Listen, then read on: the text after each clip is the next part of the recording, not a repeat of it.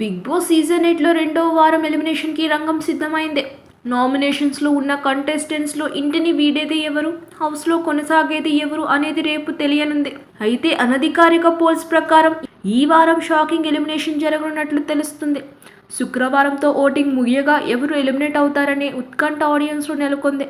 నామినేషన్స్లో విష్ణుప్రియ, నాగమణికంఠ, శేఖర్ భాష, నైనిక, కిరాక్ సీత, ఆదిత్య ఓం, పృథ్వీరాజ్, నిఖిల్ ఉన్నారు. గత వారం బేబక్క ఎలిమినేట్ అయ్యింది.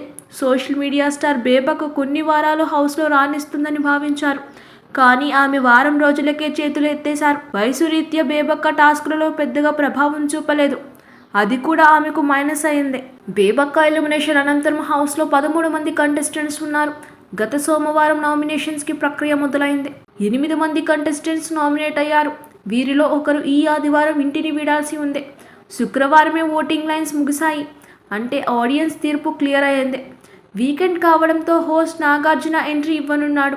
గత వారం రోజులుగా బిగ్ బాస్ హౌస్లో జరిగిన సంఘటనలు, కంటెస్టెంట్స్ పర్ఫార్మెన్స్, ప్రవర్తన మీద రివ్యూ ఉంటుంది. బాగా ఆడిన వారిని ప్రశంసించడం, ఆడని వారికి క్లాస్ పీకడం జరుగుతుంది. సోనియా ఆకుల విష్ణుప్రియ మీద పర్సనల్ అటాక్ చేసింది. విష్ణుప్రియ జోక్స్, డ్రెస్సింగ్స్తో పాటు ఫ్యామిలీపై విమర్శలు గుప్పించింది. హోస్ట్ నాగార్జున ఈ విషయాన్ని ప్రస్తావించే అవకాశం ఉంది. కొన్ని గేమ్స్లో సంచాలక నిర్ణయాలు ఎలా ఉన్నాయి అనేది కూడా హోస్ట్ నాగార్జున సమీక్షించనున్నారు. ఇక కీలక ప్రక్రియ నామినేషన్లో ఉన్న వారికి ఓట్ల ఆధారంగా ఒక్కొక్కరిని సేవ్ చేస్తాడు. అందరికంటే తక్కువ ఓట్లు వచ్చిన కంటెస్టెంట్ని ఎలిమినేట్ చేస్తాడు. ఈ వారం ఎలిమినేట్ అయ్యేది ఎవరు అనేది ఉత్కంఠ రేపుతోంది. అనధికార పోల్స్ ప్రకారం విష్ణుప్రియ, నిఖిల్, నైనికా సేఫ్. వారికి అత్యధికంగా ఓట్లు పోలయ్యాయి. మిగిలిన 5గురిలో ఒకరు ఎలిమినేట్ కానున్నారు. శేఖర్ భాష హౌస్లో ఎంటర్టైనర్గా పేరు తెచ్చుకున్నాడు. అతడు ఎలిమినేట్ అయ్యే అవకాశం లేదు. అతడు 4వ స్థానంలో ఉన్నాడు. అనంతరం కిరాక్ సీతకు ఓట్లు పోలయ్యాయి.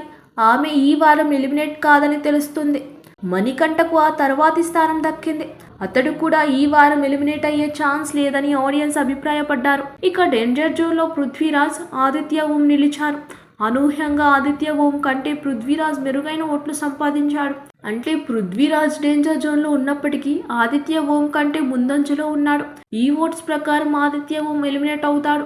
ఆదిత్య ఒకప్పటి హీరో, తెలుగు ప్రేక్షకులకు బాగా తెలిసిన నటుడు. అతడు 2వ వారం ఎలిమినేట్ కావడం ఊహించని పరిణామం. అయితే ఆదిత్య ఓంకి తెలుగు పెద్దగా రాదు. నామినేషన్స్లో అతడు తేలిపోతున్నాడు. పాయింట్స్ స్ట్రాంగ్గా ఉండడం లేదు. గేమ్స్, ఇతర టాస్క్లలో కూడా సత్తా చాటడం లేదు.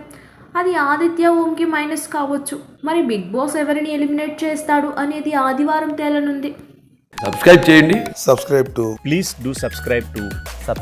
Please like, share and subscribe to top Telugu TV. Top Telugu TV.